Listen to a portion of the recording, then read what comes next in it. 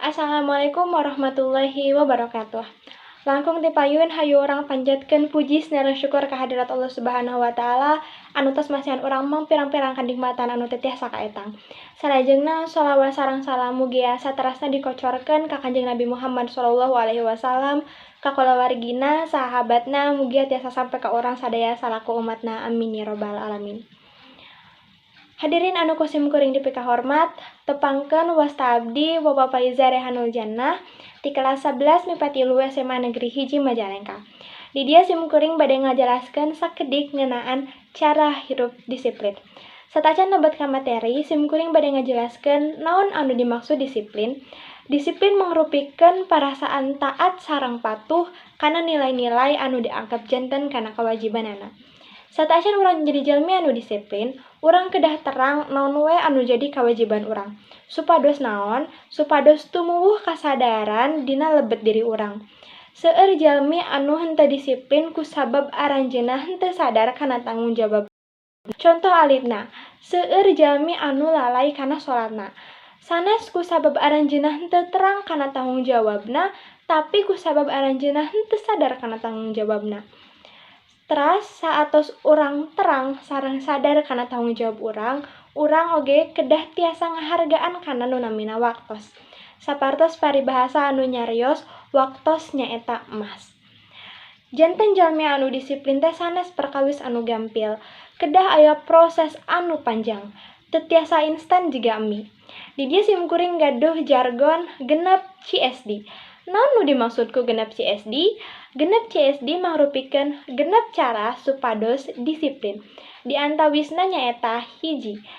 Tekenging ngantosan motivasi ti batur. Janten jalmi anu disiplin kedah aya niat sareng tekad dina hate urang. Tekenging ngantosan parentah ti batur, tekenging ngantosan motivasi ti batur. Anu kadua nyaeta tahan kana godaan. Anu namina godaan pasti aya. Komo urang niat ngarobah diri jadi leuwih hade deui. Tapi ku ayana godaan ieu urang tiasa ngukur sakuat mana niatan urang kangge ngarobah diri janten leuwih hade. Saterasna anu katilu nyaeta dimimitian tinu hal alit. Sapertos anu tos kusim kuring dicarioskeun di luhur, janten jalmi anu disiplin teh mereogikeun proses anu panjang. Henteu tiasa instan, teras teu tiasa langsung dimulai tinu hal ageng.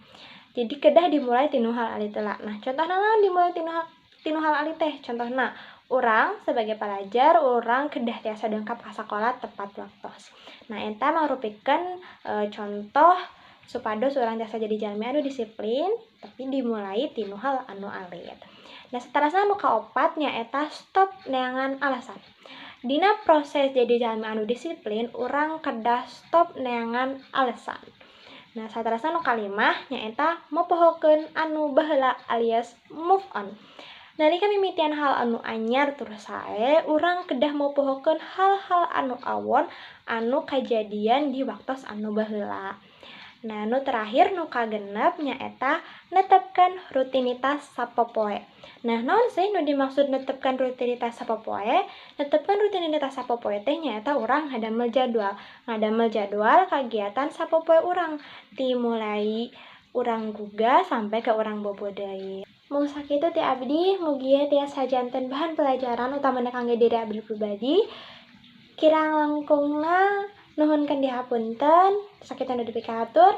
Abdi Bapak Faiza Rehanul Jannah di kelas 11 MIPA 3 SMA Negeri 1 Majalengka. Wassalamualaikum warahmatullahi wabarakatuh.